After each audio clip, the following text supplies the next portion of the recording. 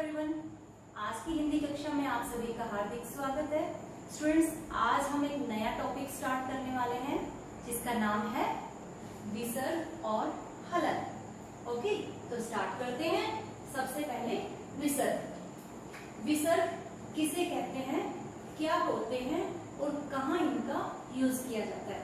तो स्टूडेंट्स, यहाँ पे मैंने इनके कुछ इंपॉर्टेंट पॉइंट्स लिखे हैं विसर्ग के, जो मैं आपके सामने आपकी समझ स्पष्ट करना चाहती हूँ। फर्स्ट है, इसका उच्चारण है के समान होता है, अर्थात जब भी किसी शब्द के पीछे, जिस तरह से यहाँ पे देखिए प्रातः लिखा हुआ है, प्रातः के आगे विसर्ग लगा हुआ है, तो उसी तरह से जब भी किसी शब्द के आगे विसर्ग लग जाता है तो वो विसर्ग हमेशा है के रूप में बोला जाता है। तो इसकी सबसे बड़ी इंपॉर्टेंट बात यही है कि जो हमारा विसर्ग है वो हमेशा है की तरह साउंड करता है। सेकंड, इसे व्यंजनों के आगे लगाया जाता है, अर्थात यह कभी भी किसी भी व्यंजन में पीछे नहीं लगता है, यह हमेशा व्यंजनों के आगे लगाया जाता है। नेक्स्ट है, इसका चिन्ह वर्टिकल टू डॉट्स के रूप में होता है। देखिए यहाँ पे ऑलरेडी बना हुआ है, विसर्ग को इस तरह से लगाया जाता है।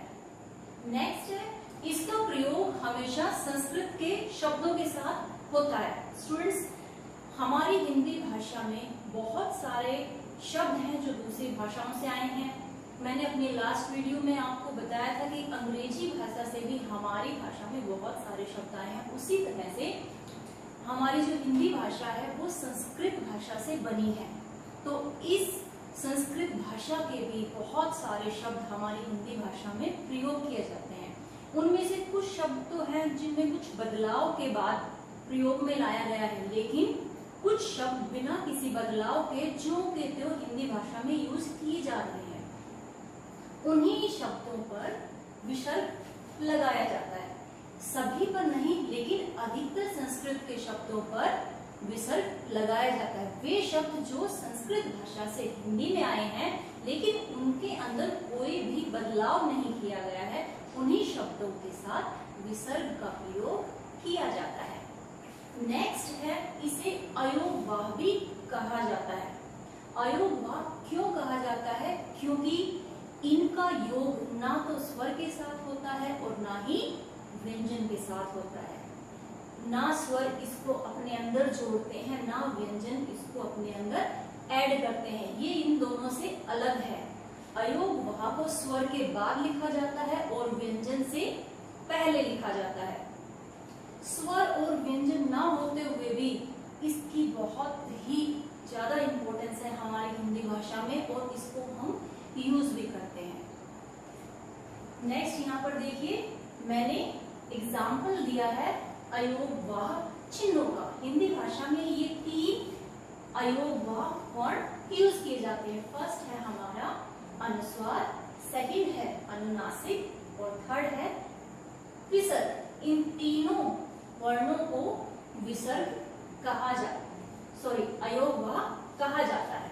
ओके, यहाँ पे नीचे देखिए विसर्ग के कुछ उदाहरण दिए हुए हैं, इनको कैसे बोलेंगे या पढ़ेंगे।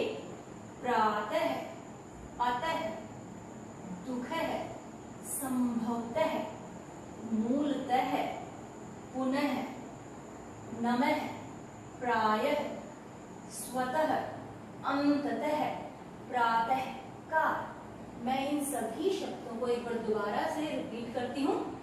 प्रातः, अतः, दुःखः, संभवतः, मूलतः, पुनः, नमः, प्रायः, स्वतः, अंततः और प्रातःकाल। आपने देखा होगा इन सभी शब्दों के पीछे विसर्ग लगा होने के कारण जब भी मैंने इनको पढ़ा तो इनमें से है साउंड, इनके अंत में है साउंड ज्यादा आया। इसीलिए कहा जाता है कि विसर्ग का उच्चारण करते समय हमेशा है साउंड आता है। ओके स्टूडेंट्स, ये था हमारा विसर्ग। इसके इंपॉर्टेंट पॉइंट्स हैं कि इसका साउंड हमेशा है की तरह होता है, यह हमेशा व्यंजनों के आगे लगता है, कभी भी इसका प्रयोग व्यंजन के पीछे नहीं होता है। आगे का मतलब जैसे ये शब्द है, इसमें यहाँ आगे लगा, इन विसर्गों का प्रयोग कभी भी शब्द के पीछे मतलब यहाँ पर नहीं होता है। विसर्ग हमेशा शब्द के आगे लगता है। और ये कहाँ लगता है? विसर्ग हमेशा संस्कृत के शब्दों पर लगता है। जो शब्द संस्कृत के हैं लेकिन हिंदी भाषा में आ गए हैं और उनका हम निरंतर अपनी भाषा के अंदर प्रयोग कर रहे हैं, उन्हीं शब्दों के साथ विसर्ग लगाया जाता है। नेक्स्ट था कि विसर्ग को अयोगवा में गिना जाता है। मूलतः हमारी हिंदी वर्णमाला में 3 अयोगवाह चिन्ह होते हैं, जिन्हें अनुस्वार, अनुनासिक और विसर्ग कहा जाता है, क्योंकि ये ना तो स्वर होते हैं और ना ही व्यंजन होते हैं। इनका योग स्वर और व्यंजन दोनों में से किसी के साथ नहीं होता, इसीलिए इन्हें अयोगवाह के नाम से जाना जाता है। अब हम नेक्स्ट टॉपिक पर चलते हैं। हमारा नेक्स्ट टॉपिक है हलंत। आपने देखा होगा कि कई शब्दों में किसी वर्ण के नीचे एक चिन्ह लगा होता है, वो चिन्ह इस तरह का होता है, उस चिन्ह को हलंत कहते हैं। इस हलंत चिन्ह का प्रयोग हमेशा ही व्यंजन के नीचे किया जाता है। कभी भी कोई भी स्वर अपने नीचे हलंत चिन्ह नहीं लगाता है। ओके, नेक्स्ट, जिस व्यंजन में स्वर नहीं होता, अर्थात अगर हमें किसी को बताना है कि यह व्यंजन स्वर रहित है, तो हम उस चिन्ह के नीचे हलंत चिन्ह लगा करके यह दर्शा सकते हैं कि यह व्यंजन अब स्वर रहित है, इसके अंदर ना तो कोई स्वर है और ना ही किसी स्वर की मात्रा है। इसको यहाँ पे देखिए, नीचे मैंने कुछ शब्द लिखे हुए हैं जिससे आपको अच्छे से स्पष्ट हो जाएगा कि हलंत चिन्ह का प्रयोग कहाँ कहाँ होता है। देखिए यहाँ पे शब्द है विद्या। विद्या में हमने द के नीचे हलंत चिन्ह लगाया। इट मीन्स इस द के साथ ना तो किसी मात्रा का प्रयोग किया गया है और ना ही इस द के साथ किसी स्वर का मूल रूप में योग है। इसीलिए यहाँ पर द को हमने हाफ दिखाने के लिए, आधा दिखाने के लिए, स्वर रहित दिखाने के लिए यहाँ पर हलंत चिन्ह का प्रयोग किया है। नेक्स्ट, इसी तरह के और शब्द हैं उद्देश्य, चिन्ह, द्वारा, विद्यार्थी। विद्यार्थी 2 तरीके से लिखे जाते हैं। फर्स्ट, वि द या र थी, विद्यार्थी। और इसका सेकंड रूप है वो ये है, विद्यार्थी को हम ऐसे भी लिखते हैं। लेकिन जो हमारी मानक हिंदी है उसके अंदर इस शब्द को करेक्ट बताया गया है।